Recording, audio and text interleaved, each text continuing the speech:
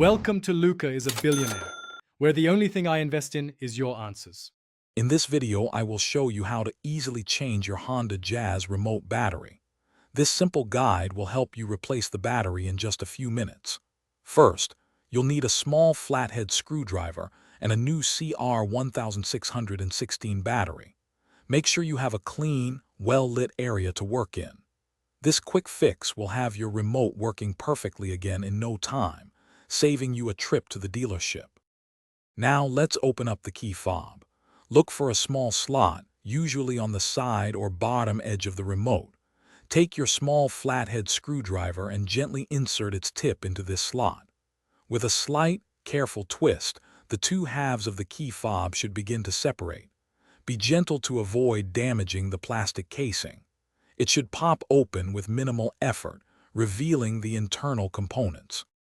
With the key fob open, you'll see the old battery. Before you remove it, take a quick mental note of its orientation, specifically which side is facing up. This is usually the positive side. Now, use your screwdriver to gently pry out the old CR1616 battery. Once it's out, carefully insert the new CR1616 battery, ensuring the positive side is facing upwards, just like the old one was. Finally, let's put everything back together.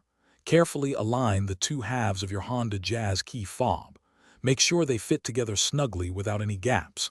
Gently press the halves together until you hear a satisfying click, indicating they are securely fastened.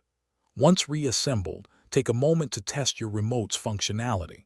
Try locking and unlocking your car to confirm the new battery is working perfectly. You're all set.